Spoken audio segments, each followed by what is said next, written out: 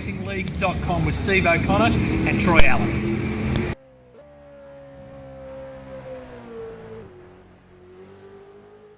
Of round 6 of the V8 Supercars series, live from Hidden Valley.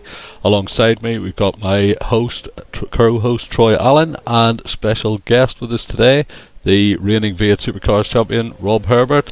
Good morning, good evening, guys. Hey, morning, Steve. Good morning and good evening. Thank you. So we're in for a bit of a treat today from round 6. This is one of the core V8 Supercars tracks, if you like. And Troy, if you just want to let us know a little bit about the track, you just got up on screen there for our viewers. Yeah, mate. Well, we're in what we like to call the top end here, Northern Territory. It's the 2.87 kilometre track with 14 turns. Supercars first visited here in 1998, and there's been some great races. The heat's one thing that actually gets the drivers.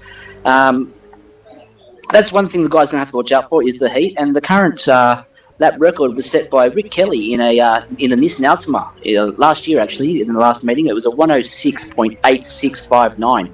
So, looking at the timing sheets that we've got going, these boys are well under that. So, they're definitely on song for some cracking times.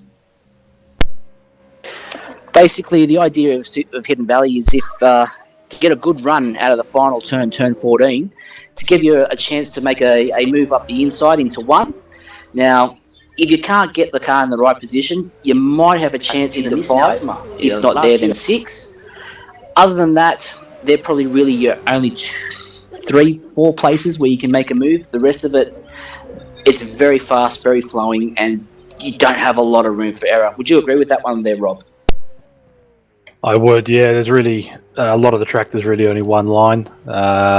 It's probably a track where you've got to be pretty patient and wait for those right spots, like you say at the end of the front straight. It's a place where you can quite easily put your nose in the wrong area and turn someone around, and they'll just keep on sliding along the grass for a long time. So, yeah, it's a track to be patient, and if anything, either try turn one or wait for the guy in front of you to make a bit of a mistake or run wide over a curb or something. And just as you say that, Rob, we have Brett Clark has made a huge mistake and rolled the car over the side of the barriers. So a bit of commentator's curse there. He just clipped the curb and flipped her right over onto the 2 right side wheels, and she went straight over the barrier. So yeah, it's going to be an interesting race to say the least. Well, that's the thing about Hidden Valley, Steve. It's never short on drama. Absolutely. We've just got our format up on screen for our viewers here. So we've got a 30-minute practice session, which we are in right now. Then we will switch to a 25-minute qualifying session. That will set the places from 10th downwards. First to 10th will then be set in the following top 10 shootouts. So the top 10 shootout is 1 lap per driver on the track on your own. So it's you, the car and the track to set your best time, and that will set the top 10 grid positions.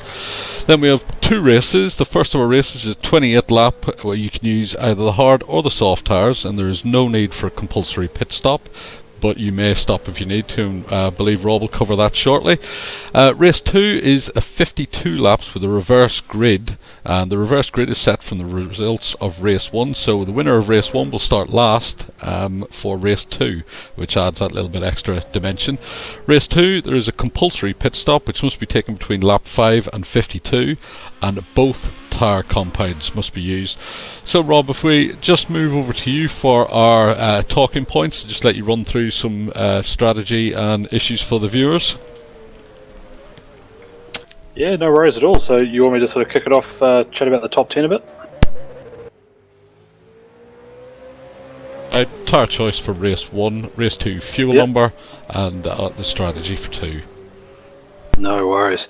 Yeah, so well, if I talk about the top 10, I think you cut out a little bit for me then right at the beginning. Top 10 is going to be very interesting for all of these guys. It looks like we've got some pretty tight times right up the front there. Brett seems to have quite a good gap looking at the overall average times. But between Gavin Cox, Kai Turner, Scott Taylor, Dave Kimman, Dan Stevens, Colin Bruns, and Wayne Pengelly, and actually almost all the way down to, well, crikey, it's almost all the way down. These guys are really close in time overall. I don't think probably within the first 4 spots, I don't think there's going to be too much advantage with getting pole or the front row. I think there is. We do know there's some pretty good places to draft around here. So I don't think it's going to be. Personally, I wouldn't be gutted if I maybe even wasn't on the front row. But yeah, I think it's going to be extremely tight. It's going to be one small mistake, as you can see. There's 2 seconds between first and 10th at the moment, but this is early days in practice anyway. When we're talking about tyre choice for race 1, as you were mentioning before, race 1, 28 laps, no compulsory pit stop, and any tyre can be used. This will be quite interesting because fuel is going to be absolutely no issue whatsoever, and they're probably going to end up using somewhere in the region of about 70 litres, so that's absolutely fine on their 112 litre tank. They're using somewhere in the region of 2.4 to 2.5 litres per lap. Some guys might use a little bit more, some guys might use a little bit less. I think it's going to be interesting because you're going to have some guys in this grid, probably the 555 guys, the Gavin Cox, Dave Kidman, certainly. We know they're very good on their tyres, and I wonder if they will probably, wonder if they'll go softs and try and do the whole thing on the softs. Obviously, going on the softs for the whole race means that you can potentially lock them up and and run out of pace towards the end of the race, or if you get caught up in a battle, you can use your tyres up a lot earlier than you like. Some of the other guys, maybe the Brett Clarks, who traditionally maybe use their tyres a bit harder, maybe the Dan Stevens, again maybe use their tyres a bit harder. Even Kai Turner's another one I know from experience, uses his tyres pretty hard. They may well go for the hards, that way you can drive pretty hard the whole race and be pretty comfortable that you're not going to have any wear issues. You'll just have to keep the temperatures down. I don't know about your guys' thoughts on that. Does that sound about right to you guys, or you got other thoughts? I think you're spot on the money there, Rob. I mean, I can attest to Kai's use of tyres. We've been spending the last probably 2 weeks trying to get a grasp on his tyre wear and try and pull it in a little bit. What about you and the ASR boys there, Steve? Well, Wayne in particular has been showing good pace over the last round, certainly, and the times leading up to this as well. He's been looking quite good. But one thing you covered there, Rob, is obviously the soft and the hard tyre. What do we think is the outright time difference between a soft tyre lap and a hard tyre lap? Around here, trying to think from the old cars, I haven't run too many laps around here, to be honest. It's really weird. It's very track dependent. I've actually found some of the tracks, I think it might have been Winton in testing actually, where my hard tyre I was getting exactly the same lap times on my hard tyre than I was on my soft tyre. Around here though, I think with the fast sweepers, I would expect a soft tyre to probably give you a reasonably comfortable, probably half second without trying too hard per lap. But yeah, I mean, depending on setup, some of these guys, again, like the Bretts and maybe like Dan, tend to drive the car on the nose, or traditionally have done so. So sort of tend to wear out the tyres at one end of the car, then in all 4 corners. But yeah, there's probably half a second. But as I say before, you got to weigh it up between then having really hot tyres and then them dropping off even quicker, and whether it's worth that little bit of extra sort of worry during a race when you should be concentrating on other things. Definitely. I mean, as you were saying there, Rob, about Brett being one that's really good with one specific point of his tyres. We did the European League here earlier this year, and you'd remember, Steve, I was actually able to take 35 laps on the soft. So if your car's set up right and you drive the car straight, you can do a quite decent stint on one set of softs. I believe from when we did that, so it's going to be interesting to see what happens with this one. One thing I did, you covered there, Rob, was last night, for instance, at Oran Park, the soft and the hard tyre, there wasn't a lot of difference between them at all, but you did hit sort of a crossover period where the longevity of the hard tyre actually passed the grip on the soft tyre, so I think that's something we'll need to watch out for as well. Absolutely, I think that's been the best bit about the updated mod and the tyre models is it really makes the guys have to think. And I found, depending on the track, personally, when I was running in the league, I've personally found like I wasn't so. Again, it's sort of my preference with my setup, but I found that my lap time, if I really went for a bonsai lap hards, I could actually do a lap time that was pretty much the same as on the softs, driving reasonably hard as well. But A, you had to do a bonsai lap, which is obviously risky, and try and do bonsai laps for 30 laps in a row or whatever it is. But B, obviously the other side is that you're not wearing them out anywhere near as you would the softs. So yeah, you can make the hards, do some pretty good lap times, but at the downside that you're going to be taking bigger risks. So it's it's a much of a muchness. It really does come down to setup, because these cars are so sensitive, and a little bit of extra wheel spin, especially, that's a big thing around here out of the hairpin, out of turn one. A bit of wheel spin can really stuff you for, well, probably even for the rest of the race, because it's really hard to get the temperatures down again. All right, Rob, put your helmet back on, because I know how you love having that thing around your head. What's your strategy for this race? My strategy for this race, so we're talking about both races or just race one? Well, let's start with race one, because that's where we are right now. Cool. Race one, I would say personally, if I was on the grid and hopefully on the front row, I would probably be going for the hard tyre, and I would be putting probably, to be absolutely safe, putting about 75, 76 litres of fuel in. Even though I only know I need to use about 70, because you never know with a safety car, and that's caught people out before. I may even put 80 in if I'm just feeling a little bit, drunk. I might just put a little bit extra in. But yeah, definitely hards, definitely probably nearer 80 litres of fuel. Then I'd have no issues, and then all I would have to worry about is concentrating on staying out front.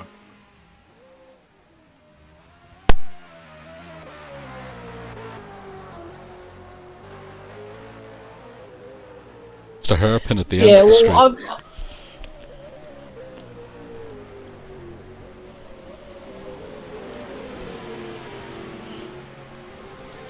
You said 75 litres, did you, Rob?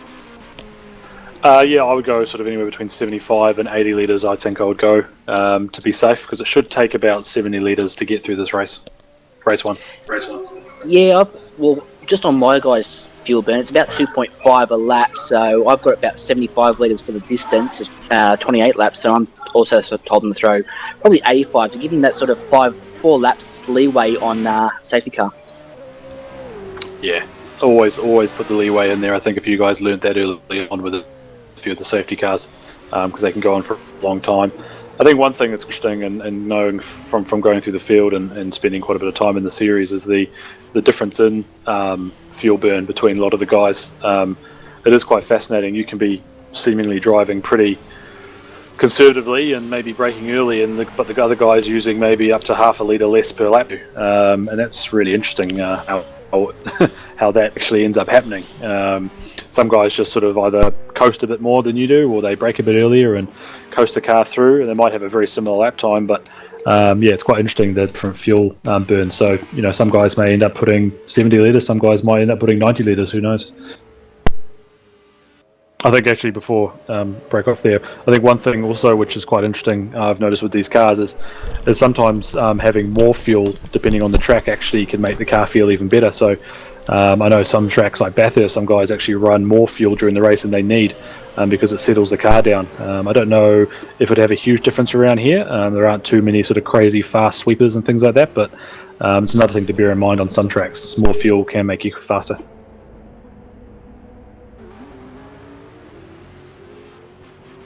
I'm just looking at the satellite map. Less than 10 kilometers away from the track is quite a significant rain front.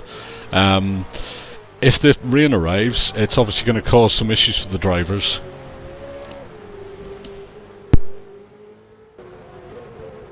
Well, that's a very interesting point there, Steve. Now, do they take the risk of having the car in a balanced setup? Now, when I say a balanced setup, not a dry setup, not a wet setup, to compensate the car's pace in both conditions just in case, or do they just go one way or the other with the car? I personally, myself, I would always just set the car up for what I know. So if it's dry and the race starts dry, I would always just set it up for what I can see. Personally, never set it up for what I can't see or what I can't confirm is definitely coming. So that would be my preference. I don't know about the other guys. You might want to soften the car up a little bit slightly, but my preference would be to concentrate on a dry setup. Well, just on that, Rob, what's the difference? What sort of changes would you make to a dry setup as opposed to a wet setup? You wouldn't want to make too many changes. The simplest things you can do is play around with the anti-roll bars, probably soften up the rear, if not detach it, soften up the front a little bit. You might want to lower tyre pressures a little bit, and you might want to just maybe lower your spring rates, but you don't really want to be going too crazy. Bear in mind you would have spent all week testing with one particular setup, and you don't want to all of a sudden chuck something in with a totally different setup with minimal time. You also, you don't necessarily want to set up your car for what may only be 10 to 20 laps of the whole night of rain. If you've maybe in the second race you've got a 52 lap race, you don't want to have your car compromised for 30 of the laps when 20 of them are wet. So especially a track around here where I don't think the drop off with the rain would be too big. It's got some nice big wide corners, and obviously the big straight. So I don't think this track would necessitate too many changes for wet. Okay. In regards to that, we've got the top 10 obviously making a return, and it's been stated how much I love the top 10 now. At this very track in pre-season, I think, did you run the pre-season with us? I think no, I don't think I did. I only did one round. I did the very last one. No, I don't think I did this one. Well, it was the infamous Kai Turner making his presence known, where he stole it in the top 10. Now, no, I was running. That's right, because he took the ball off me. I was in the front row. Oh, there we go. I love my guy. What's your impressions on the top 10? Do you go out just to take it easy, sort of maybe a 90% push, not all out, to risk blowing the lap, or you just basically put a banker in? It kind of depends on the track, and I guess the opportunities you have to maybe overdrive a bit and still get away with it. I've probably had a preference for a banker. Maybe in my first season, I was more about trying to get those poles. It's more of a pride thing. But having run for a wee while now, and I think we all know that a week's worth of fast lap times on the boards often doesn't mean much when it comes to a race. After it really comes down to strategy. So I would be happy with the first couple of rows. So I would put in a smart banker, but you also know that all it's going to take is you cutting across the grass, and especially with how close these times are, you could be, if you're in the top 10, you're going to be coming 10th. So my preference would be a banker, because I think a few guys do that as well.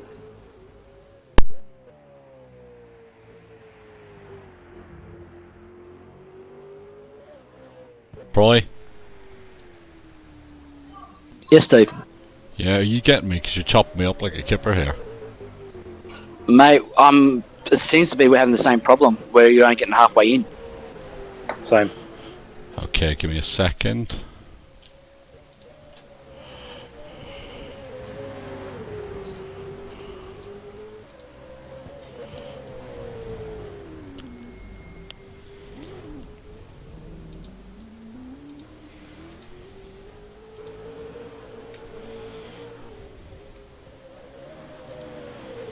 Guys, I'm just going to pop out the commentary box for one moment. Got to go see one of the teams. I'll be right back. Okay, no worries. Troy, how's that? Mate, that sounds a lot better already. Okay, so just remapped the button there. Apologies, viewers. So, Troy, since we've been talking about the weather, it has moved closer to the track, so we're about 7 kilometres away from a quite significant rain front, which is blowing down from the north from the looks of it. So, I would say, from the looks of it, within about half an hour, we could be having a little bit of an effect here on the race. Certainly qualifying and potentially top 10 shootout. Well, that's an interesting thing, Steve. I think actually now at the moment it's actually the wet season for the Northern Territory, where a lot of people that probably aren't aware, it's seasonal rain they get up there, and it's just constant non-stop storms and rain and rain and rain, and it's not something you want to be driving in a normal road car at normal speeds, but in a V8 supercar, I don't want to be in that at all.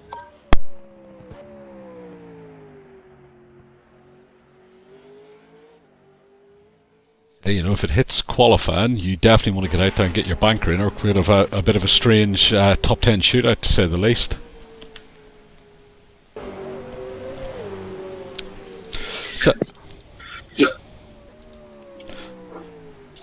definitely going to have to bank a lap early in the qualifying, I think, Steve, because if it's dry, you want to get out there, bank it, and forget it, I guess.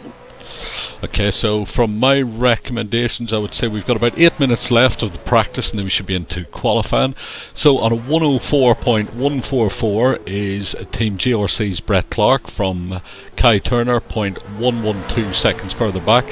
And then we're starting to see a little bit of a gap. Half a second back to Gavin Cox. Newcomer Scott Taylor in 4th, 0.664 seconds back. Dan Stevens in 5th, 0.735 seconds back. Wayne Pengelly, 6.968 seconds. And it's just the top 6 drivers that are within a second of each other at the moment. There's quite a gap forming from 7th on down as well. So looks like we're going to have several groups throughout the race. Yeah, definitely. I mean, I don't know if you've got an updated version there, Steve, but I've actually got Kai Turner sitting second with a 104.2.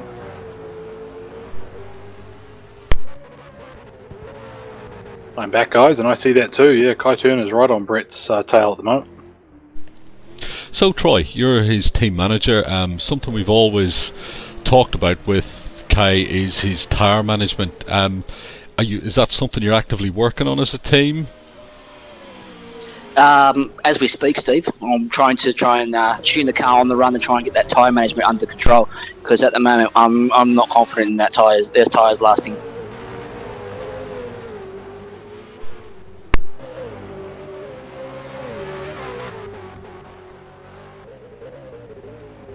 Championship. We're not getting you against. So yeah, the 555 boys, they're 1 and 2 in the championship, and didn't seem to be working together as a team, from what we could see, certainly. Do you think they're going to put that right, or is it going to be every man for himself now they're 1 and 2? It's an interesting concept there, because we did see the sort of the change in the atmosphere, I guess you could say, between Cox and Kinnaman, in the fact that there just seemed to be no communication there, and it seems to be that the focus went on to the championship just for that slight moment there, and hopefully they can get back on focus for the team, because when they work as a team, these two are two of the greatest drivers together. I was talking to Dave the other day, and certainly when obviously we've unfortunately had to drop out, so it was a bit of a open invitation for everyone to jump into the championship lead. I think it's quite interesting for those two there, because as you say, they've been driving amazingly together and really helping each other out with their setups, and as you can just see from the results this year that they're coming along in leaps and bounds. But I think with the Enduros coming up and obviously them sharing a car, if they continue to both be at the top of the table, one thing we've got to bear in mind is they can get to the Enduros and that little bit of championships potentially already sewn up, because if they're sharing a car, one of them can't beat the other one in points. So it's got quite an interesting little thing coming up that may explode in the next couple of sprint rounds.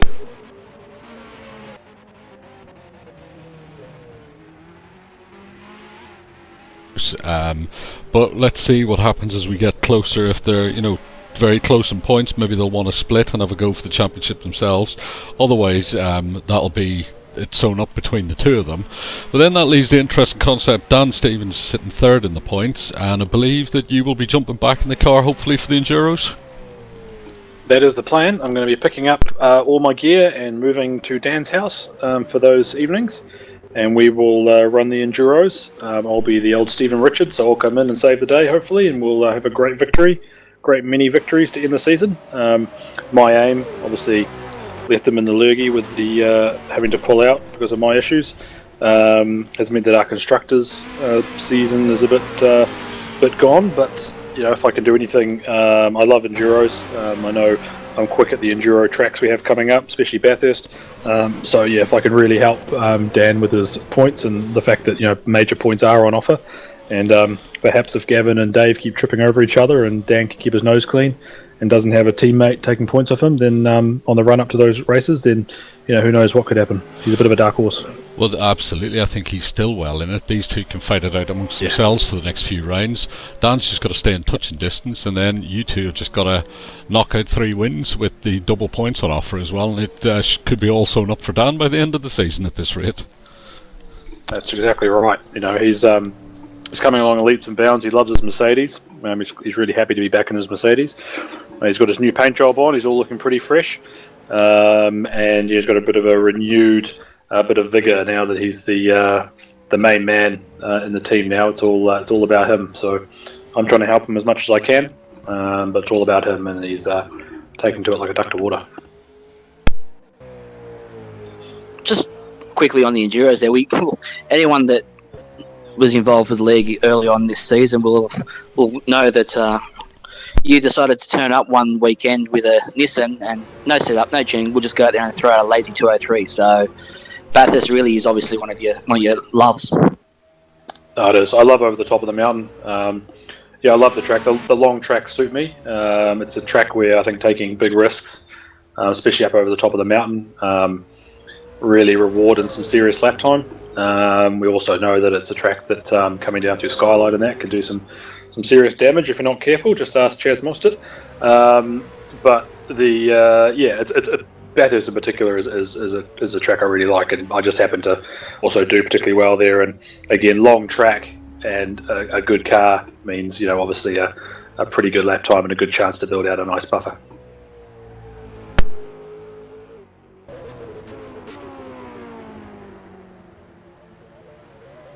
For pole, Rob. Sorry, can you repeat that, Steve? You broke up there and I just heard the end of it. I was going to say, so who's your pick for pole in this one, Rob? I think it's probably going to be Brett. I think he won't be able to hold back. He won't do a banker. He'll just go for it. He loves his poles. So I think it's realistically, I think it's going to be between Brett and Kai. But we also know that Gavin pulls it out of the hat occasionally in quality and does something seriously surprising. But my money's on Brett. But yeah, I think it's a Brett and Kai front row. I take it that. I'm going to disagree. I might show favouritism here, but I think I'm going to have to go with Kai because this morning Brett seemed to, in our top 10, I don't think you noticed it as well, Steve, he just seemed to overdrive the car a bit and have quite a few moments. And I think with Kai so close to him, it's something he can't afford to do here.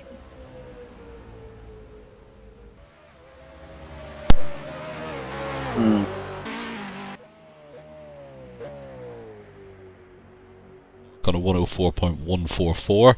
Kai Turner still second, 0.112 seconds back, and then it's half a second back to Gavin Cox in third. So we're still seeing that gap being maintained between the top two and pretty much the rest of the field there, so 4/10 to half a second. That's quite handy to have in your back pocket around here, Rob. It is. It is quite interesting how that seems to happen at almost every track as well. You kind of have two or three, or one potentially, guy with a good sort of maybe half a second in the pocket, and then you have another group of 4, 5, 6 guys who all seem to be basically nothing between them, and then you have another step to the next group and another step to the next group, and it's not always the same people, but it's funny on these tracks how you kind of end up with these different packs. I think that the big thing around here is being quick enough on the first few laps to break a toe, so to try and get ahead, so nobody can tow you and have a good dart down the inside into turn one. But those two, certainly the two front guys, have a good little jump in front of everyone else. But as we say, that's not everything. It's also about the tyres.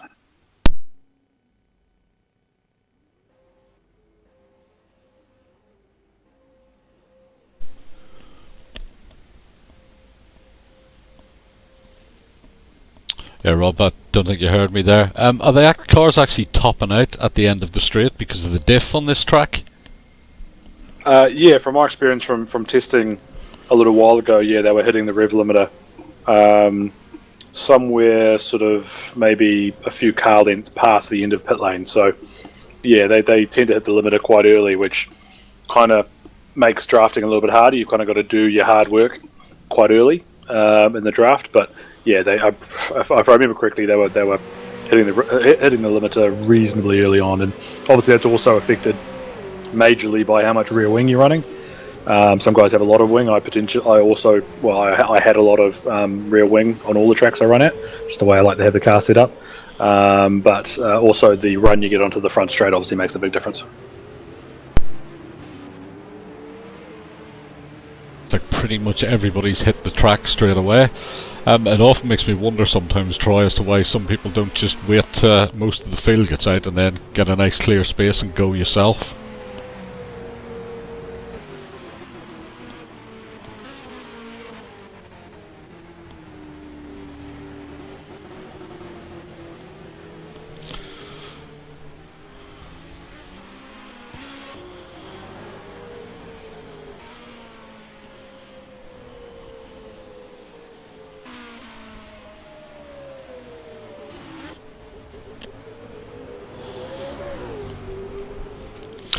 Okay viewers, so this session is to set position 10 downwards and also to gain your entry into the top 10 shootout. So positions 1 to 10 will not be set by this, it'll be position 10 downwards, but it'll be quite competitive to try and get into that top 10. So we're looking around the 9, 10, 11, 12 positions, where all the action will pretty much be, as the drivers try to knock each other out of that top 10 shootout.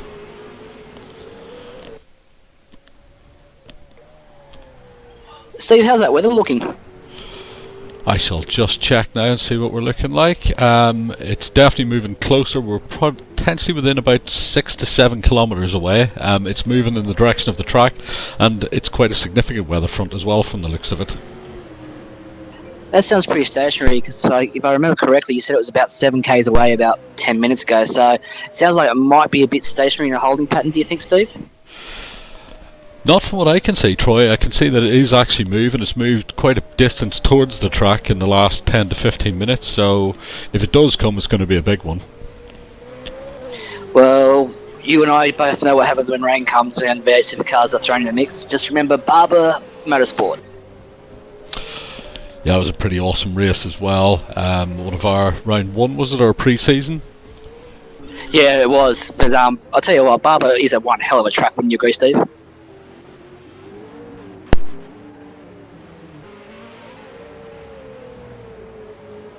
And then up over the hill round the back as well.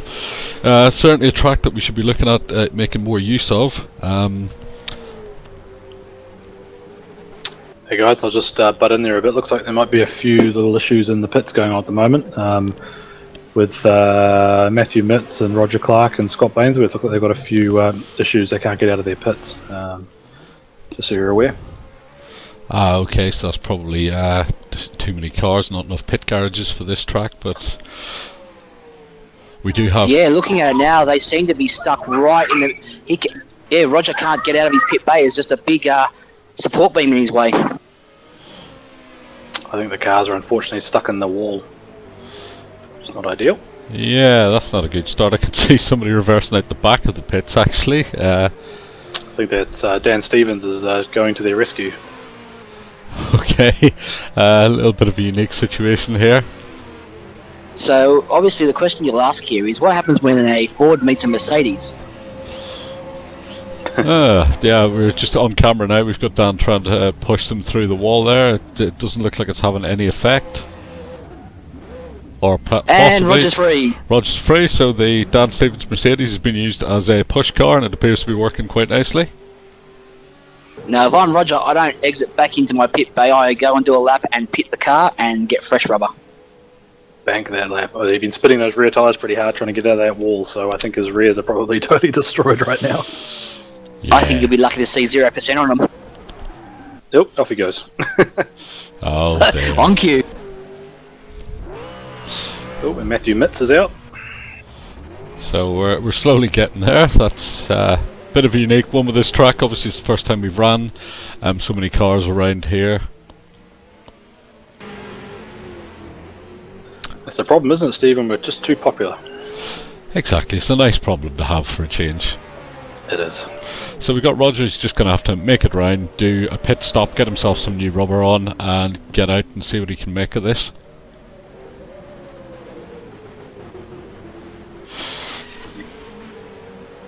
Well, the track is certainly getting busy, isn't it? You can see the guys trying to make some space, but there's a lot going on. Yeah, one thing with this track is there's not a lot of space to be made because you're pretty much on a corner all the time unless you're on the front straight. That's right. Just having a quick look there, Steve, at turn 6. You saw about 6-7 cars all in a straight train. Yeah, again, that brings me back to my point earlier. Some drivers need to have a little bit of a think here. You're not going to make any time by sitting in traffic, especially in qualifying. You just got to get yourself that gap, sit in the pits, wait for it, and then get out. Yeah, it's all about picking your time. Yeah, there's a few. Absolutely, it's definitely not rocket science. Most guys should have their track map loaded up. I think track map as a program is invaluable or impossible to be competitive in the series without that app running. But it's pretty easy to watch little dots, and all you have to do is sort of see no dots in front of you out of the pits, and maybe a few dots coming up towards the pits, and just get your car in between that. Really, it's not too hard. So yeah, it's surprising that a lot of guys do lap after lap after lap following someone else. It's very surprising. Yeah, it does make us wonder every week in the commentary as well. As you can see that they all head out at the start of qualifying right together, and then spend the next 3 laps trying to avoid each other and losing time. Doesn't make any sense at all. It's a bit more thinking needs to go on there. Yeah, so just looking at the times at the moment, a 104.482 from Brett Clark, and his partner in crime is right up the back of him at 0.154 seconds back. So already they're starting to throw down some half-decent laps.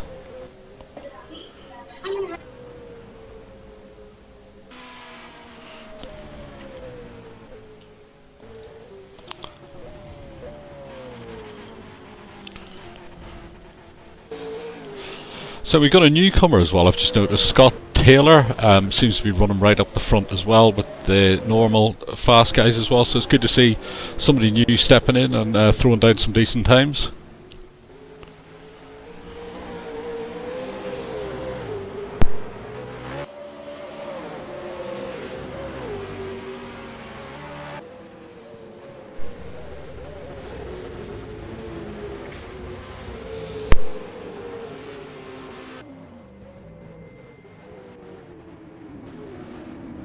Particular ones, Troy? Sorry, Steve, we only got the particular ones, Troy. What was the question, mate? Yeah, I was just saying we've got some different car skins on view this weekend. Were these Hidden Valley specific ones? You probably would think so. I mean, there's a few quite interesting ones. We've got Dan Stevens bringing out a new livery for this in motorsport there. We can see the 3-year-old Vegemite racing car is still hasn't been updated. Then we've got a couple of other ones that I did notice earlier. Was the one of, let me just find who it was. I think ASR have brought out a new livery for Hidden Valley. Is that right, Steve?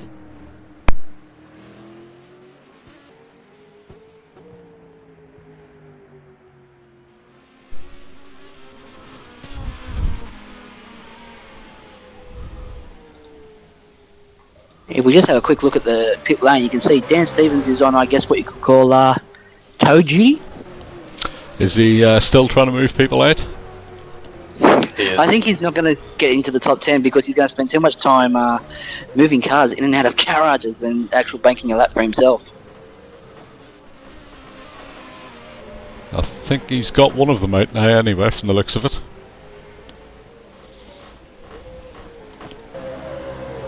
But it looks like it's the Bainsworth car, or Bainsworth Vegemite car. Yeah, it is. That he's still stuck in pit lane too. And there's the, you see Dan going around the back. Yeah, the tow Mercedes has just gone around the back of the garage there to get stuck into the back of the Holden. So let's see what Love Child creation this is.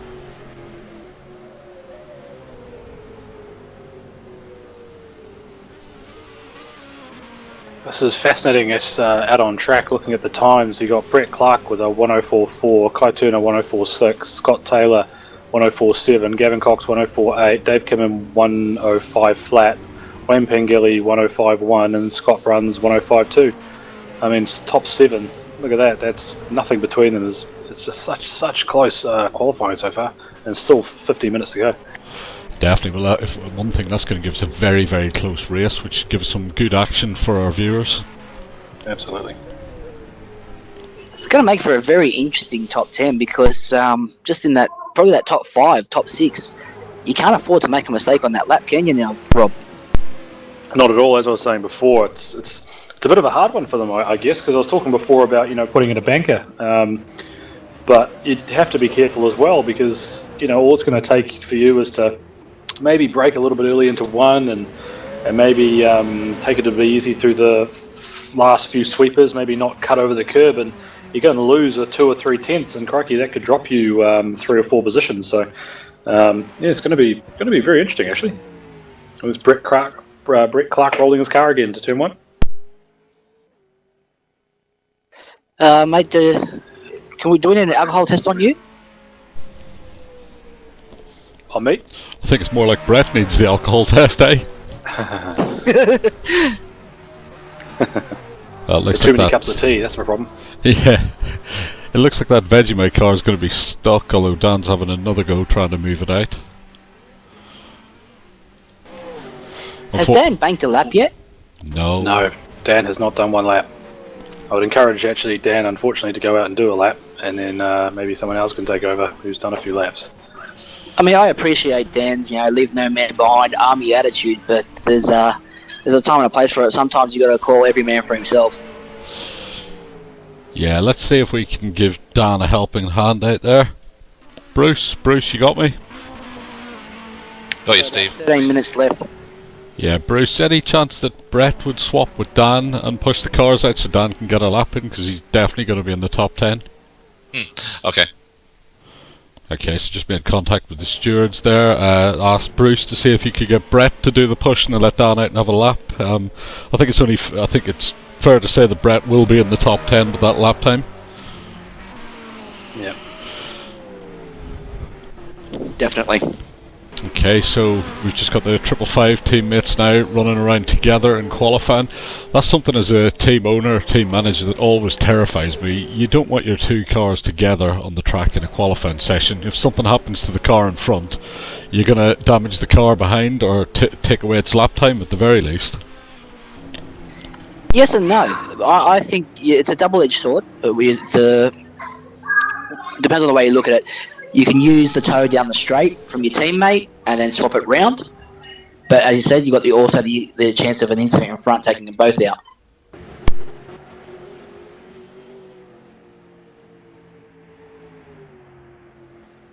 Turn 1, so all that's going to do is get you up to your top speed quicker, and then you're both going to be topping out. So I think it's a bit of an issue, but let's see if it works out for them. In fact, I think the other car has just gone off in front.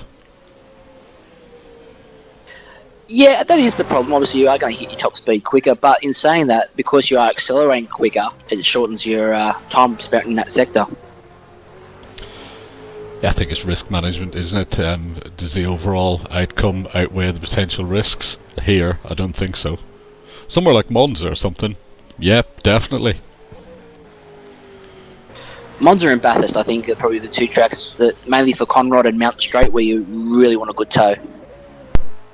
Yeah, you see that a lot in the World Touring Cars. You see a lot of these teams, these 2, 3, 4 car teams that drag each other down the straight. They'll all just be in a line and slingshot past, like the old velodrome, watching the blacks going past. It's not very common, but we also know that Ferrari did it back in the day between Alonso and Massa. They used to tow each other around Monza during qualifying because, look at these times. These times are so close. If you can get a tenth or 2, which is quite possible to get on some tracks, it's definitely worth it if you can time it right.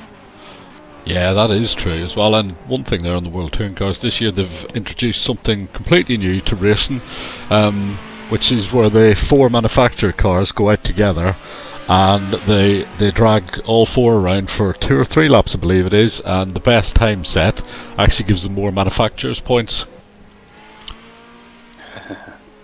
Yeah, I heard about that. I saw something briefly. I didn't know the exact rules, so that's quite interesting. It means you've got to have all 4 of your guys at such a level that you're only going to be as fast as your slowest guy. So that's quite an interesting way of doing it. Yeah, exactly as well. And I think it's Volvo can't enter it because they've only got 2 cars, but Citroen are actually using a roster of their customer cars to get I think it's 3 cars actually, not 4, but they're using a roster of their customer teams as a third driver for this. So it makes it something different for every race. It's interesting. That's a really interesting idea. If we have to get 40 car grids, we'll give it a go. Well, the way we're heading, we shouldn't be taking very long till we get there. Well, no, just speaking about that, we're up to 21 cars tonight, Steve. I think that's got to be one of the biggest grids we've had. I know, and we'd have 22 cars, only he's sitting in here with us instead. Hello. I think that's you, is it, Rob? Yeah, that's me. I think technically, I think ironically, I don't know if you guys have noticed this. I was putting some calculations together today.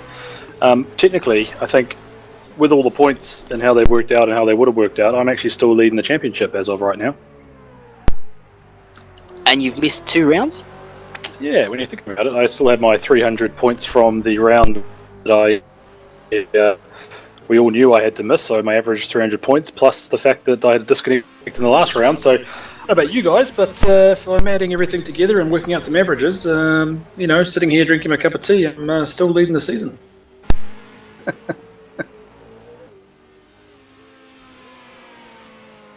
Yeah.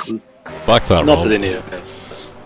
Yeah, just coming back to that, Rob, it must actually be gutting now. You won every single race up until the point that you had to drop out as well. So that was a third V8 Supercars Championship just sitting there waiting to be taken. It was. It's disappointing, but, it's. I'm glad I won it last year. I'd probably be way more annoyed if I hadn't won the series before. To have something like this happen, but these things happen, and I guess it means I probably have to spend a bit more time with the wife. To be honest, on the weekday, the weekend night when the race is on, but not tonight. She's probably a little bit annoyed because I'm here instead.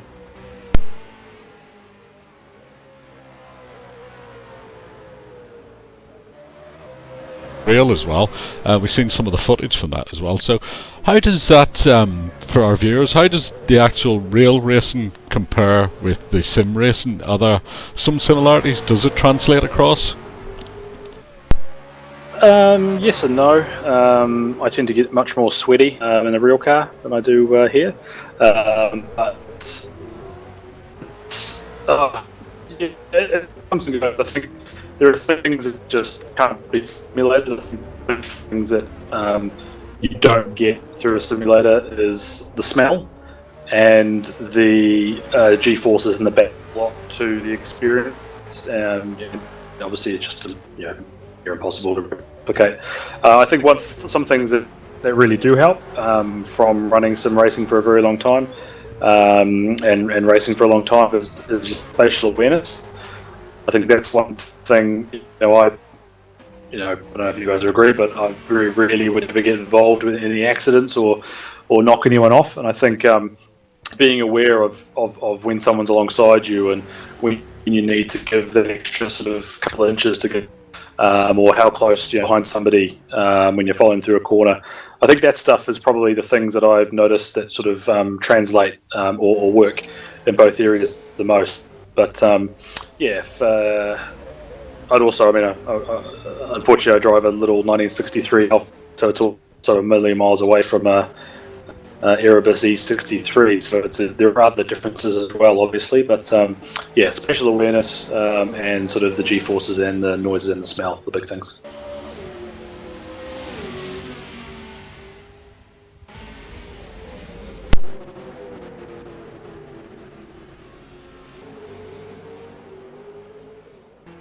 On pole from Kai Turner 2nd, Dave Kinnaman 3rd, Scott Taylor 4th, Dan Ricard Pavel 5th, Gavin Cox 6th, Dan Stevens has made his way up into 7th, Wim Pengelly 8th, and his ASR teammate Colin Bruns 9th. On the bubble in 10th is Darryl Bennett in the Volvo, Darren Goosey 11th, Jason Cooper 12th, Nick Winkler 13th, and from the looks of the timings, guys, it's probably only Darren and Jason that can actually have a go for the top 10 spot, because they're within 5/10 of 10th position at the moment, so they just need to lock down a slightly better lap and see where they go from there. So Darryl Bennett in 10th is by no means safe, and neither would be Colin Bruns in 9th. No, definitely not. I mean, that top 10, what do we got? Probably 3 wins, maybe?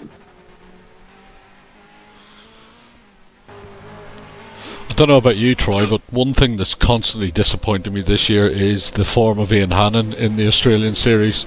Last night he wrestled me like a bear for the win, and every single point on the track, and he won the final race. And here we are. He's down in 16th position. Steve, it's he's an enigma. He really is. He's cracking in the Euros, but come the Australian, I don't know, is jet lag maybe?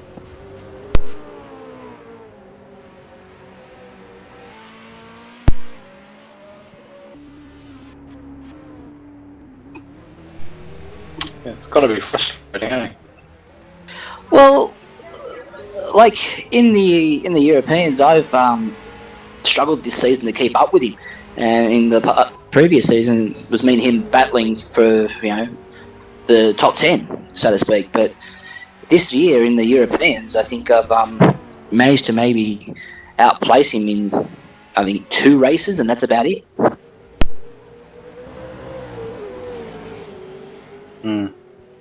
We've had we've had some cracking races in other categories as well, in Porsches, and especially in the Clio Cups, we've had some amazing races, 15 lap overtaking, maneuvers, all sorts of stuff going on. So it's interesting because the setups won't change hugely from track to track. The car's the same.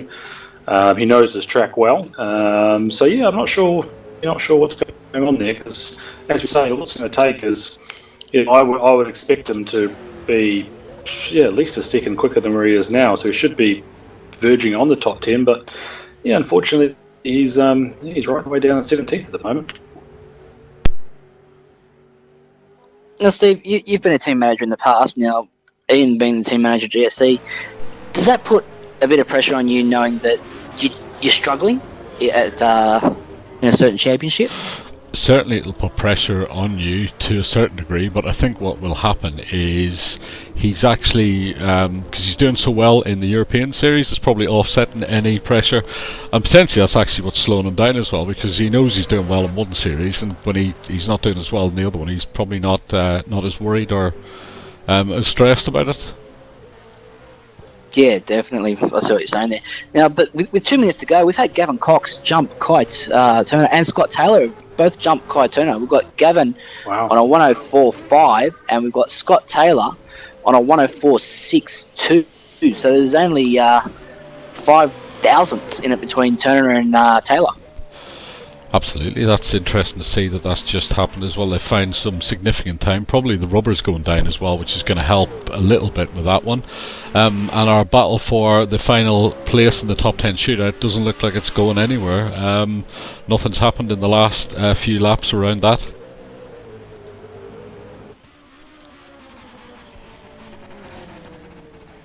No, not at all. Just interesting here is, sorry, go on.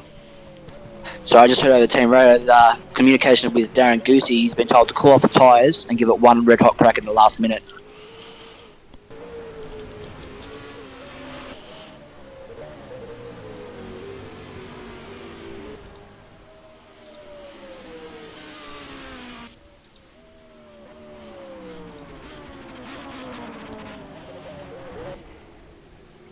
Darren's just starting his lap now.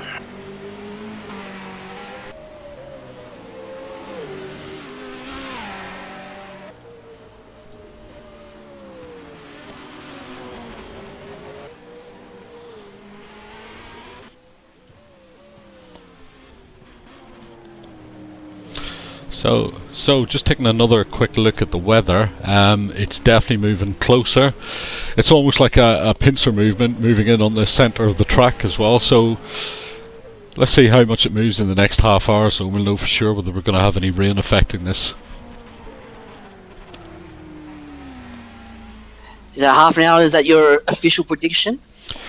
Well, I just want to see how fast it moves within the half an hour. It's within probably 5 kilometres of the track now from the looks of it on the weather map.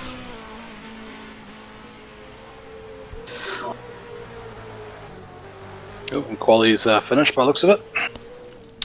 Flag has come out, so the guys are finishing their laps now. Okay, so let's do a quick run down. That will put Brett Clark, Gavin Cox, Scott Taylor, Kai Turner, Dave Kinnaman, Dan Ricard Pavel, Wim Pengelly, Dan Stevens, Colin Bruns, and Daryl Bennett should be our top 10, which move on to the next session, top 10 shootout.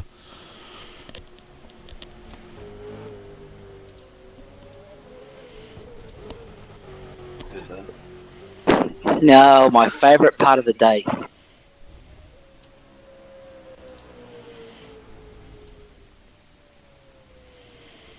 Second only to spraying champagne on Victory Lane. And you don't get many of those, eh?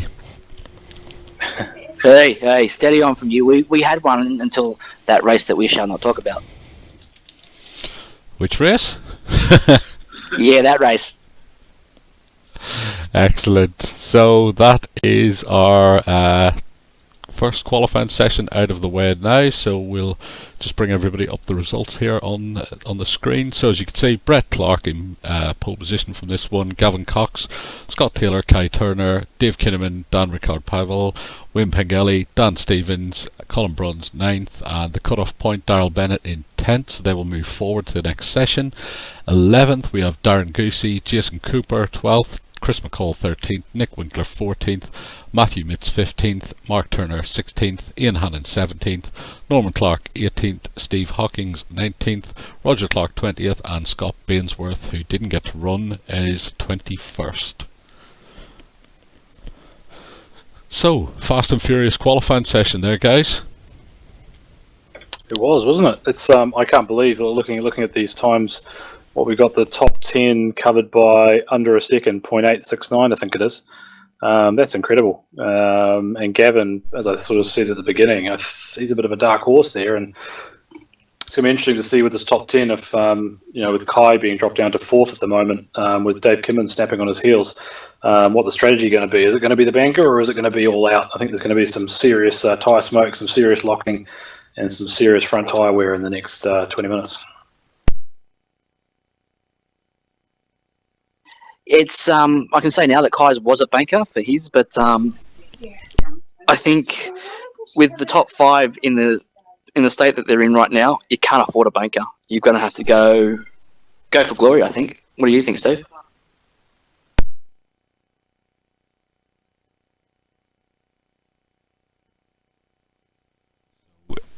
I think you've got to go for it. You've got to stand on it, especially with the pace of these top 10 as well. I mean, everybody from 1st to 10th within 9/10 of a second. That's ridiculous.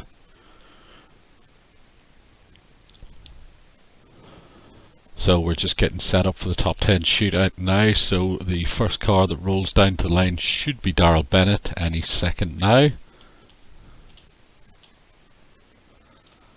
I don't know if it was just me there, Steve. I think you mentioned Ian was in 17th, but it looks like, according to my timing, he might have actually managed to get himself up to 14th at the end of that qualifying session. Yeah, I think I just captured it a millisecond too soon. Yeah, he did actually make it up to 14th. So, yeah, last chance saloon, and he threw it up a few places up the grid, which will help as well. To be fair, Ian certainly races better than he qualifies in most series as well, so we can expect him to start moving towards the top 10, I would expect, in the race. Yeah, he's very consistent, so no troubles there for him, I think. So, Brian Breary, Mr. Steve, do we have a weather forecast again now? Still looking at it. It hasn't updated in a couple of minutes, but it's still about 5-6 kilometers away from the track, so it is moving towards us. It depends on the speed of it moving towards us, obviously, but we are going to be on air for quite a while, so I would expect from the looks of it that we'll have something at some point soon. And that's when the cat gets thrown amongst the pigeons. Totally. It'd be interesting to see how many team managers have read up on this and checked out what the potential conditions are going to be as well. I can tell you that this team manager would not have a clue.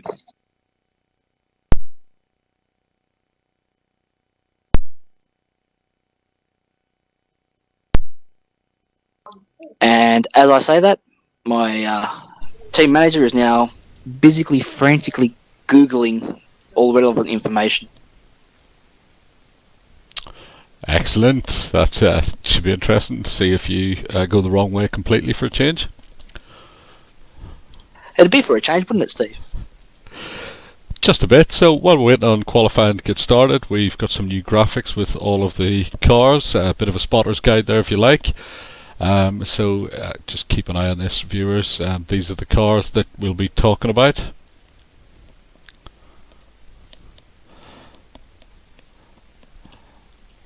there's some good-looking cars out there. My goodness. Absolutely, and I can hear the first engine has fired up and is out on track now. We've got Daryl Bennett on his warm-up lap, so we'll just jump on in the cockpit with this car as well, give viewers a bit of a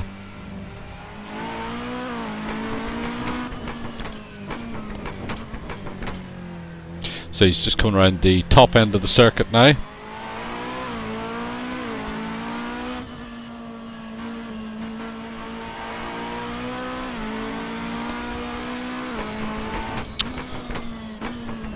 Just looking at the recent forecast, it's at 9 p.m. that they're predicting the weather to arrive at Darwin, which makes it about an hour and a half from now. Okay, so that's potentially going to be some rain, as we suspected. So we've got Daryl Bennett coming down the front straight now. At full no, he's bouncing off the limiter at 264k an hour and hard on the brakes into one.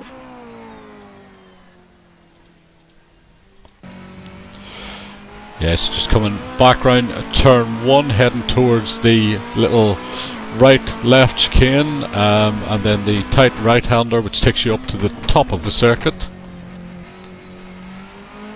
Just heading up towards the top of the circuit, towards the left-hand hairpin now. Get it in nice and tight around here.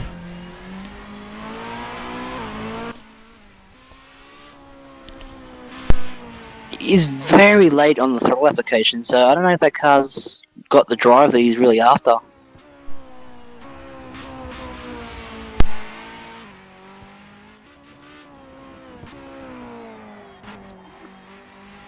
As well, he gets it powered out onto the straight nicely, and let's see where this stacks up. We're looking somewhere in the 104s if he's going to be right up there. Oh, a 105. Almost a 106 actually, so yeah, a bit of an issue on that one. Yeah, he just seemed to be a bit hesitant on the throttle application through sector 2 there, and because it's a lot of on and off the throttle, I think that's where you're going to lose a lot of your time.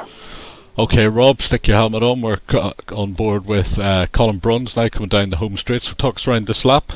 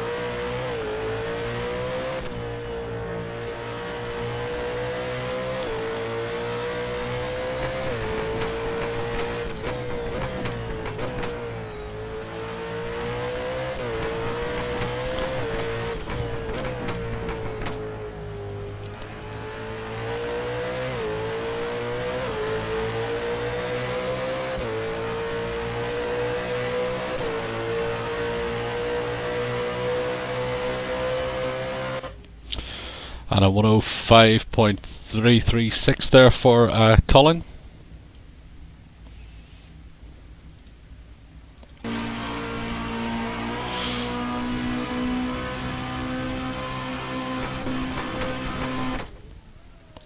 So you have Dan Stevens on track now, out to set his lap in the 33 Red Bull Mercedes AMG.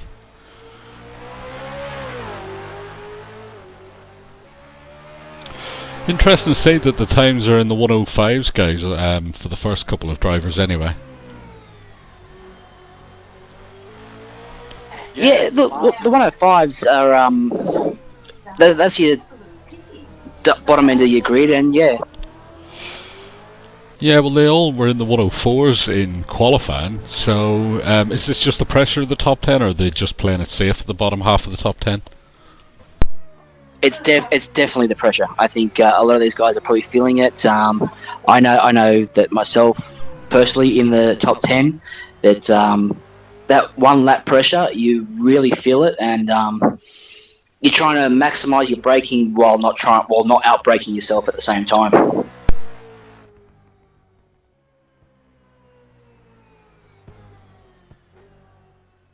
hell of a lap at this stage. He's 0.574 seconds ahead of the nearest car, so solid lap there from Dan. Should get him nicely up the top 10, I would have thought. Yeah, 104.7. That's probably in the last qualifying session would have put him about 5th.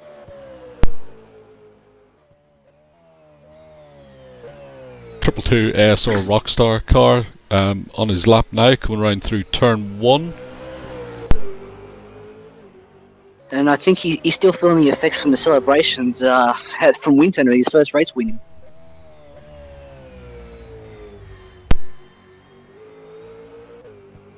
I sure know I am. So he's up around the top end of the circuit now.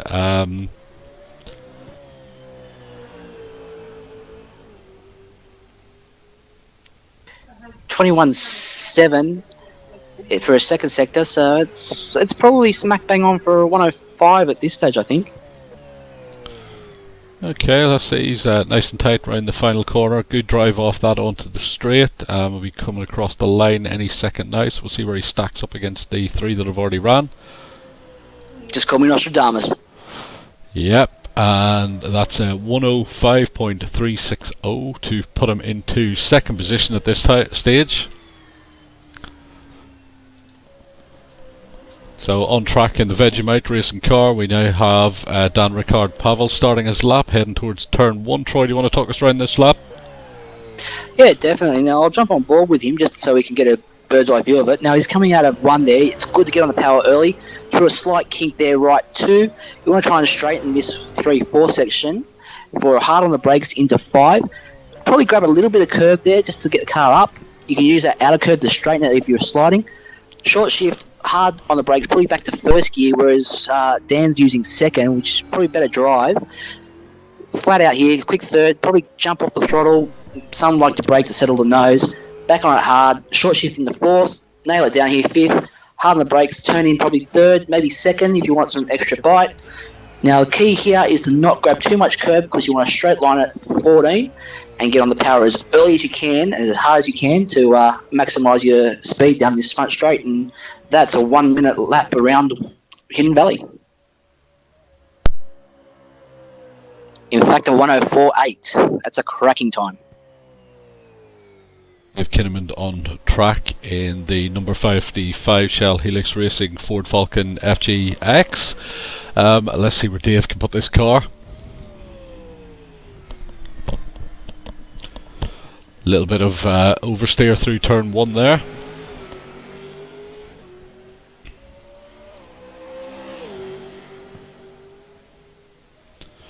We've got Kai Turner on track now, so it'll be interesting to see these guys, the top 4, are about to start battling it out, Steve. This is where it gets interesting.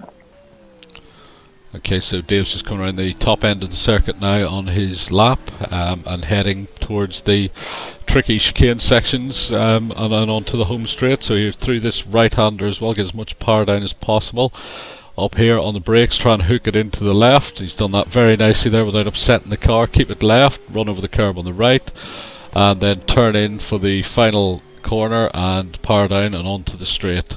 So it doesn't look like he's leaving a lot on the table with this one, Troy. It's going to be interesting. Oh, and a 105.240. Oh, that's going to leave him probably 4th or 5th. Well, unless a lot of the cars in front have huge problems, it's going to leave him further down than that. He's only 3rd at the moment, so that Dan Stevens lap was an absolute cracker at this point. Fantastic. You gentlemen hear me now? Yes, we can. Excellent. Sorry, I had a bit of a key binding issue there, so I was talking to myself, taking some people around the lap, and I don't think anyone could hear me. So here we go, I'm back again. Excellent. I did wonder what happened. We said take us around the lap, and then there was silence for a lap. I thought that was a fast lap. I took myself around the lap. Nobody else did me though. Excellent. So Kai Turner, he's on his lap now. He doesn't look like he's leaving a lot out there as well. There's plenty of tyre smoke. A little bit of a lock-up out there. He's rolled it. Oh, he's almost rolled it. Oh my close. Goodness. He's got it up on 2 wheels and overdriven the car. Yeah. That definitely wasn't a banker, was it, guys? W. 7th.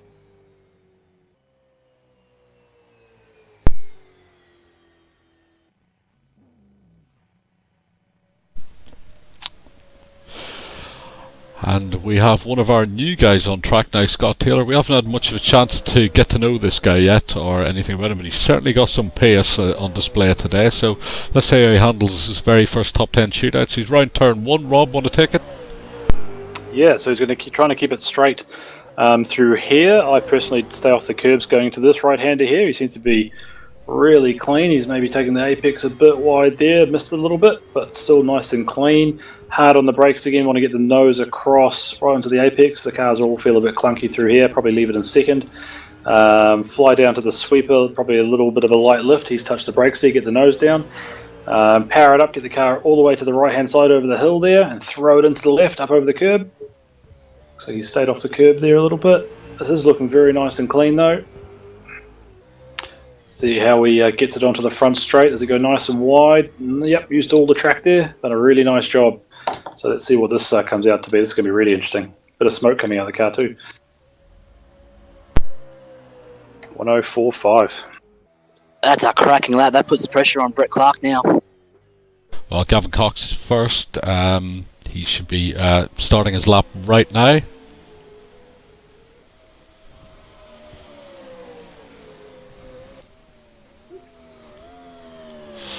Using a lot of engine braking into turn 1 there. You can hear the engine screaming as he goes right down. Oh, got very sideways coming out of turn 1 then. Lost a bit of time, I reckon.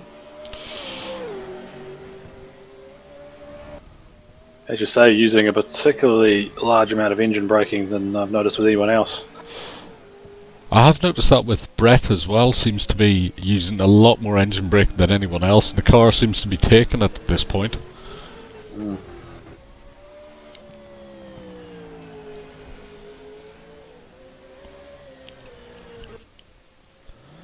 Just coming around the last few corners now. He's missed that curb. Hooking to the left, run across the right, and then hooking to the left to get on the par for the home straight. Nice run onto the straight there, yeah. Yeah, he drove that nice and straight, got the power down lovely as well. So let's see what this comes out with. 6th. Oh my goodness. Oh dear. Not Wow. good. What is happening here?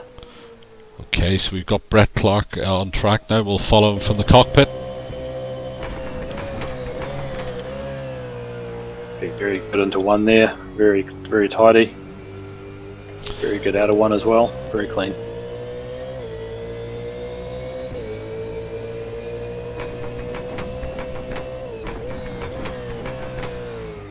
Yeah, this is looking pretty quick me so far, guys. Yeah, car looks very controlled around here. It's a 21.6 for his first sector split. Yeah, I'm not seeing much smoke or anything like that coming off the car, off the tyres, like I've seen with a few other guys. So yeah, looking very quick. But I think we've said that with a few of the other guys, and look what's happened to the time. So let's just wait and see. Oh, he's locked it up into the final we had turn. a big sideways moment in the final turn. Yeah.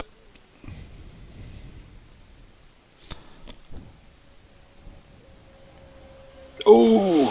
Ooh, second position. So the top 10 Wow. shootout produces somebody new on pole for almost every time it happens. Wow, look at that. Scott Taylor. Congratulations, Scott. That's incredible. And Dan Stevens, he managed to go from eighth in quali in the top 8th in quali to 2nd. It's a 3rd. Sorry, that's amazing. Yeah, that is excellent. That's a good run and keep in front of the cars for the championship as well. So he should have a good opportunity here. He had a bit of a mare in the pre-season one from memory, but hopefully he can put that to rest today. Yes. Yeah, he's going to be looking at those. Going to be looking at Dave Kimman and Gavin Cox for sure, as you say, for the championship. So he's done what he has to do so far. The top 10 never ceases to throw up some curveballs in this qualifying session, doesn't it, guys? Definitely does. That's amazing. I was interested to see where Gavin lost his time, because it looked like a nice clean lap. I know he got a bit sideways coming out of turn 1, but Gavin Cox for me personally is the biggest surprise. I know Kai obviously had the big moment, but Gavin for me is the biggest surprise. Yeah, definitely. I think, and also when you look at it, Brett Clark, that moment probably through 12 is where it started. He was a bit taily through 12, 13, and then the big lock up and slide into 14. You almost got to wonder what that lap could have been without those three moments. Yeah, he definitely would have had pole. That's where he lost pole in those few little moments there, that's for sure. Okay, guys, I've just got to pop out for 1 second, so if you want to keep it running there. No problem, Steve. So, Troy, what are you going to be talking to Kai about? Are you going to be changing strategies at all, you reckon?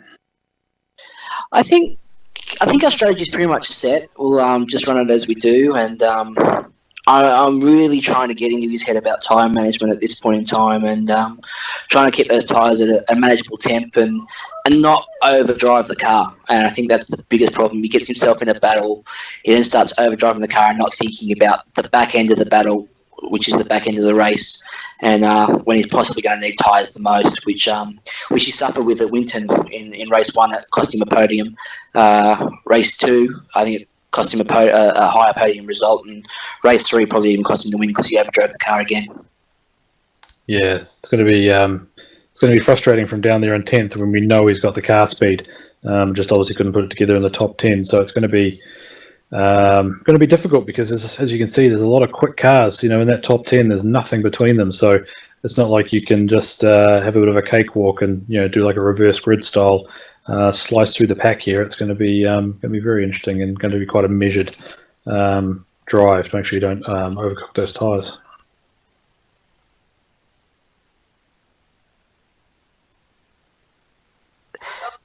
They're going straight into that's the end of qualifying, so we're going to warm up now, aren't we, Rob? That sounds about right. Yeah, I think they'll be going to warm up now for, what is it, normally about 10 minutes? And then they'll crack on with the race.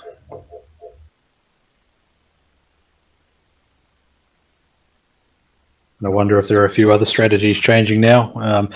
Just going back over the race 1. So race 1 is 28 laps. There are no compulsory pit stops, and the guys can use any tyres. As I was saying earlier in the broadcast, there will be no issues with fuel, so the guys can definitely put enough fuel to finish. It'll just be sort of how much extra they're going to put in, just in case there's any safety cars. So somewhere probably anywhere between 70 and 80, 85 litres is probably where most people are going to be at for no pit stops. And then it's just going to come down to do you go with the hard tyre for the whole race? Or do you go with the soft tyre? There are a lot of these guys here who will probably go with the soft tyre, because if you drop any real lap time, you're going to be nowhere in this race, I think. So it's good. It's going to be very interesting. I don't know if I would. Don't know if I'd be still going on the hards if I was somewhere up in that sort of top 5 now. I think I may actually be switching to softs. But yeah, there's probably a bit of strategizing to do now with a few of those guys, with people like Gavin and, as you're saying, with Kai, and maybe even with Dan now being so far up the other pointy end. Maybe he'll maybe have a bit more of an aggressive strategy than what maybe he was thinking earlier. All right, so obviously you're going to want to try and work this on a no-stopper for race 1, yeah, Rob?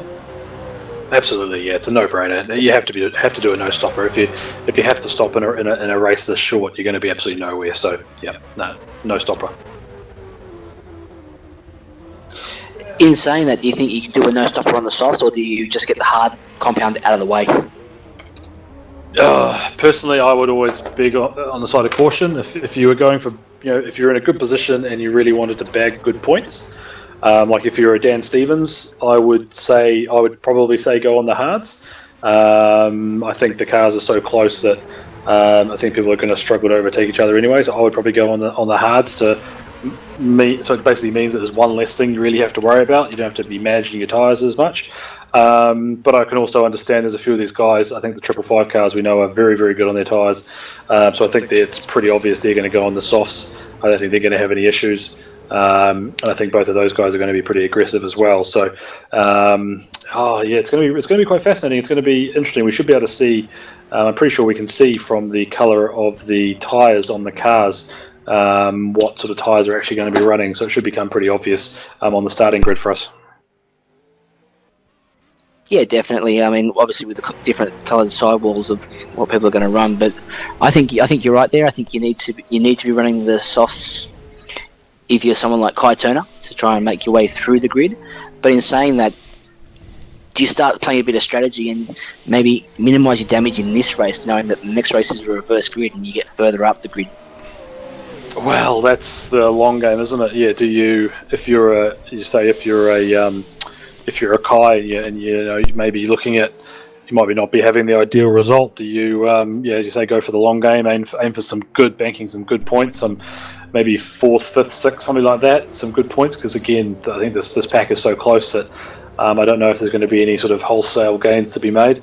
But then that's obviously going to put you ahead of your main contenders in race 2, as you say. And again, with the cars being so hard to overtake around here, with the times being so close, that may end up being a huge advantage. So be interesting to see. I'm just going through the cars at the moment. It looks like just from the guys in warm up, they're probably checking their final setups for the race. It looks like Gavin's on the softs, I think. Kai might be on the softs. It looks like Wayne Pengelly might be on the hards, actually, the yellow tyres, which are the hards, I believe. We've then got Darren Goosey, who's on the softs, and I think Nick Winkley is also on the softs. So there's a lot of, looks like most guys are on the softs. Maybe Dan Ricard Pavel is on the hard tyre. Looks like the majority of guys are going with softs, though.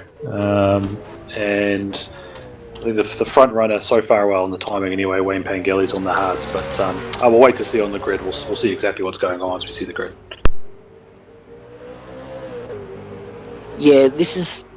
I don't know about yourself, but I like my boys to use this session as a sort of a shakedown Hello? for their race setup.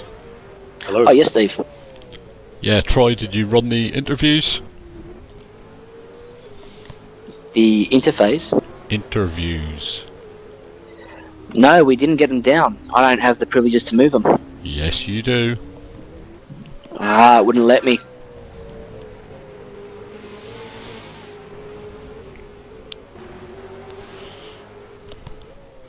Okay, so who were our top 3 again? We had Brett Clark, Scott Taylor, and I think it was Dan Stevens in 3rd, wasn't it, Rob? Correct. Okay, I'll bring them down and let you guys get stuck into the interview. Cool. Brett moved in from V8 Supercars by Steve. Scott Taylor moved in from V8 Supercars by Steve. Good afternoon, gentlemen. Good evening and good morning, wherever you 3 are. You're our top 3 qualifiers from the top 10 shootout. Probably start with you, Dan.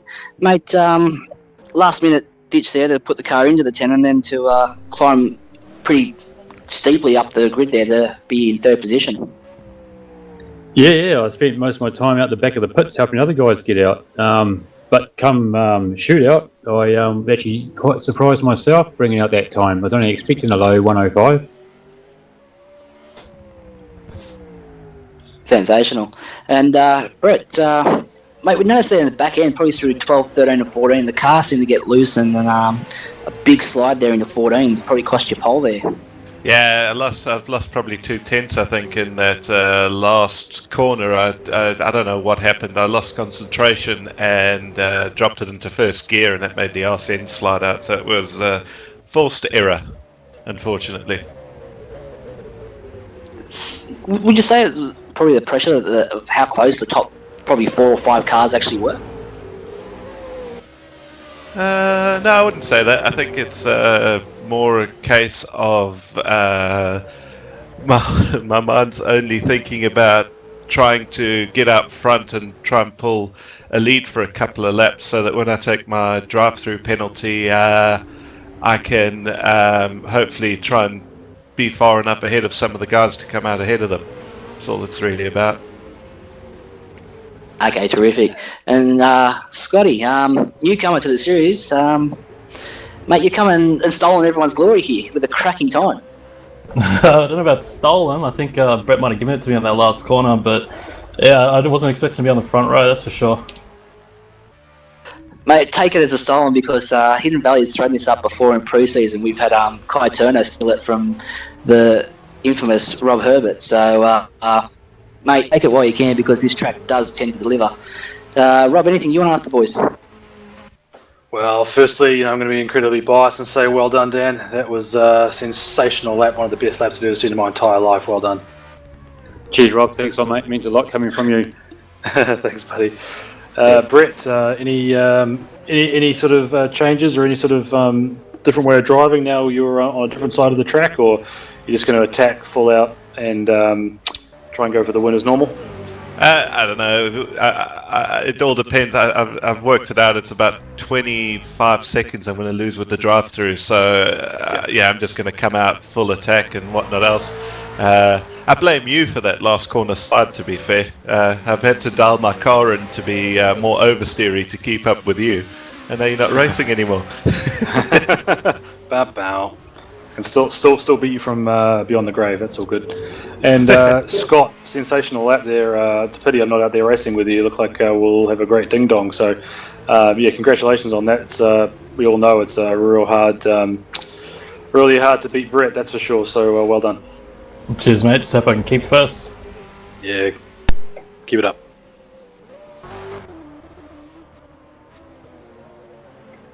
All right, Troy, should we leave the guys there and we'll let them get on with the final minute of the warm-up and we'll get ready for the race. Scott Taylor moved to V8 Supercars. Definitely, we've got 1 minute left warm-up, so we're about to let 21 V8 Supercars loose at Hidden Valley. Absolutely. Yeah, it should be an exciting race. We'll just bring up the format for everybody again, so a little bit of a reminder. So this is race 1. It's 28 laps. You can use any tyre, and you don't have to pit if you don't want to. So basically a straight all-out fight, guys. Yeah. Absolutely. I think one thing we've all got to remember is, as Brett was saying just before, he does have a drive-through penalty he needs to take. So he may well be on the front row. But as you were saying, you've got to factor in a good 25-30 seconds that he's going to lose during this race. So it could be quite interesting because he may still bank some decent points. I think he's going to struggle, though, because the times are so close across the field. But he's still going to bank some good points. But then, what's that going to do for race 2? It might put him right up the grid for race 2. So it's all not over for Brett at all.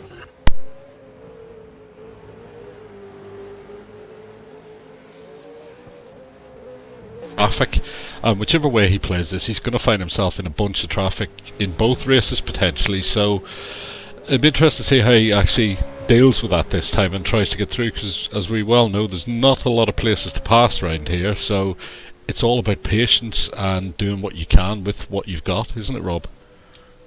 It is. I think patience is a big thing. I mean, that's how I like to drive. It's about being aggressive at the right times. But I think around here, as I've said a few times now, the times are so close. There's not going to be, that people aren't going to be standing on the apex, or people aren't going to be, 20 kilometers an hour slower through corners than you might have at other tracks. You're going to have to be patient, wait for people to make mistakes, maybe wait a few laps behind someone until you can maybe get a good run onto the front straight. Maybe try a couple of laps and play some dummies into turn 1. But yeah, it's really a one-line kind of track. So it's all going to be about patience in this one, and even more so in race 2 with the reverse group. So, are we expecting any stops in this race?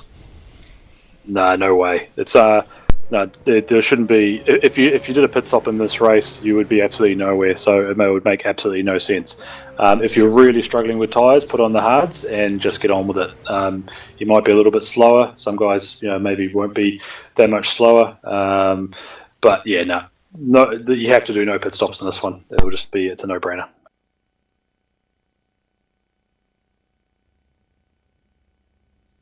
Seconds. That's actually a quarter of a lap around here as well. So, and then getting back up to speed as well, you're going to lose a quarter to half a lap. So, yeah, there's going to be no benefit to stopping unless you're absolutely stuffed for tyres. Yeah, you're never going to make it up on lap time, that's for sure. A few tenths here, a few tenths there, even half a second a lap. You're just not going to make up that type of thing. It's never going to be worth it, and it's a very long, slow pit lane.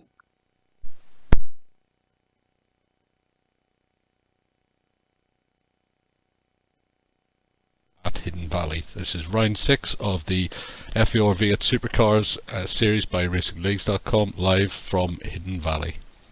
Matt White, you're watching Racing-Leagues.com with Steve O'Connor and Troy Allen. So at this point in the comms, Troy and myself normally pick a winner. things are a little bit mixed up. Obviously, we've got Brett having to take a drive through. We've got Scott Taylor on pole, who's pretty much an unknown quantity at this time. Who's your pick for the win? I'll come to you first, Troy. It's a real mixed bag here, Steve. You got your likes of your Dave Kinnemans. Scott Taylor, again, is the unknown commodity. I mean, I would have strongly gone with Kai if he had been able to be further up the grid, but I think it's going to be between the 555 boys here, Dave Kinneman and Gavin Cox.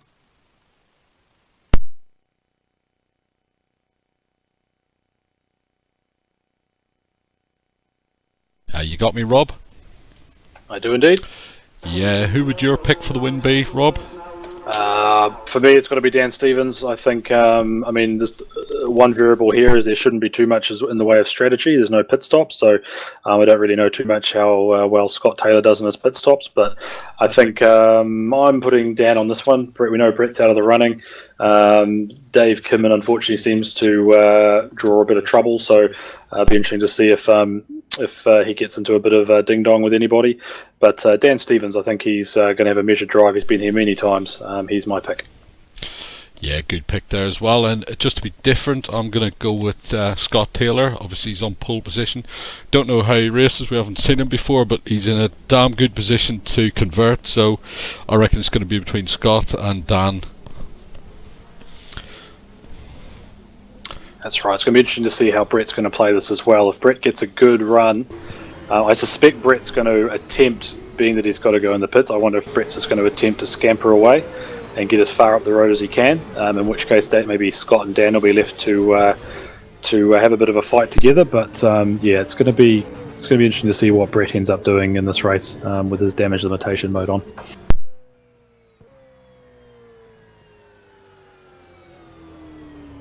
I'll tell you what, boys, doesn't this add a whole different dimension to our telecast when we've got the boys out there doing a genuine reconnaissance lap? Okay, so Rob, as a driver sitting on the grid, does it factor into your thinking that Brett has got a penalty, and do you just let him go, or do you race him?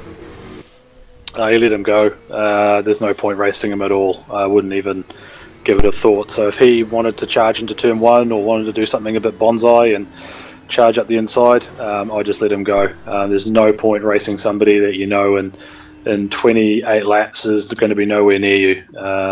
It's just not worth it, especially if you're in a points race. Can I disagree? You Well, may. not like you to disagree, Troy. Go for it. No, it's not. No, I think if you've got him behind you, keep him there, because then it's going to have more of an impact with that drive-through, and he's going to feel more of a pain from that, and then it's going to clear you up to have less of him to worry about. Yeah, I think what I'm saying is if he's behind you and he's sitting behind you nicely and not doing anything silly, then he can stay behind you. That's not a problem at all. But if he's ducking every which way to try and overtake you, and pulling a few moves, there's absolutely no reason to be taking those sort of risks. If you're fighting for points and you're going to be nowhere near him. So it's all about the situation and where your cars are placed and the way someone's driving too. That I wouldn't want behind me. One of them sitting here alongside of us, and the other one's on second position in the grid. So I would be of the opinion to let him go and keep him in sight if at all possible. Yep. Here we go. We must be getting close now. Yes, we got 1 minute and 40 seconds left of the reconnaissance lap. So the last few cars are just making their way out of the pits and driving round towards the grid. Looks like we may unfortunately have a number of people stuck in the pits at the moment. That recurring issue from earlier. That's interesting. That's going to cause a bit of a delay on the start here. Yeah. Oh no. Oh yes.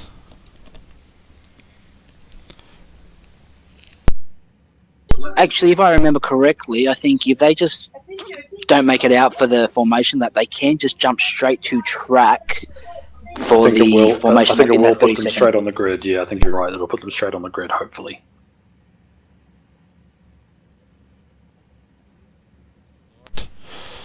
Bruce, Steve, you got me? Bruce, Steve, you got me? Back. Yeah, Bruce, we look like we have a bit of an issue on the start. What's your thoughts around that? Are they going to actually just appear on the grid when we go to start? That's what we're all thinking anyway. The drivers are currently in their cars, so they should be warped to the grid once the cars come back from their formation or going on their formation lap. Excellent. Well, we've got 15 seconds to find out. Okay, we'll talk to you in the race, Bruce. Thanks. No problem. Yeah, so Bruce, they're assuming that the cars will just warp straight to the grid, so we should be fine so long as nobody's been revving the hell out of the car to try and get out of the grid, out of the garage, and done any damage. They should be okay.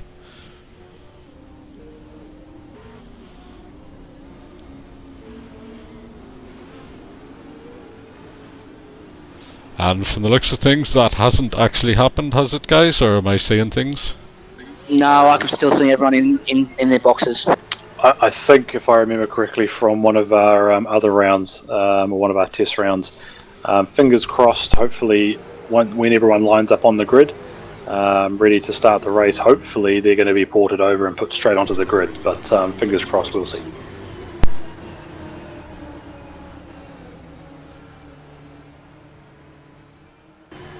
"21 cars all on track at the same time, and the only time we get everybody on track is for the actual event, so a little bit of a nightmare, but hopefully it'll resolve itself."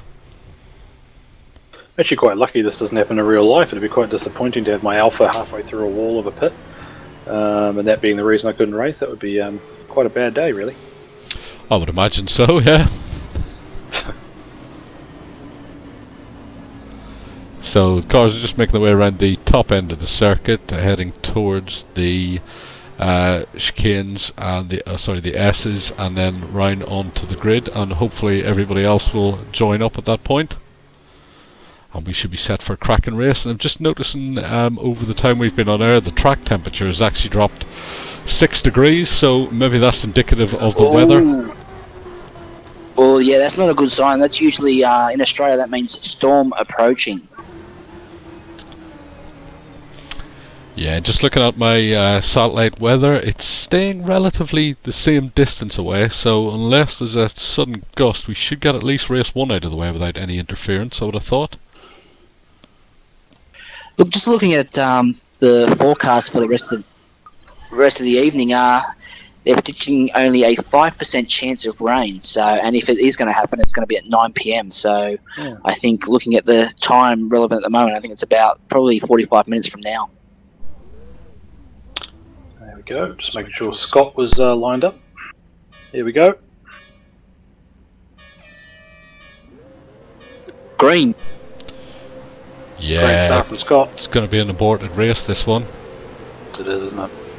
Yep, absolutely. Has that been called from our steward? Yeah, it's going to be. I would imagine this will be aborted. There's cars not running. Gavin Cox has gone round there as well.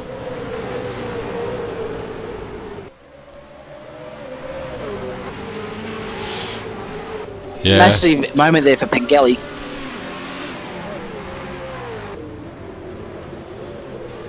Ooh, and he's run into his teammate, and they both ran off this track at this corner.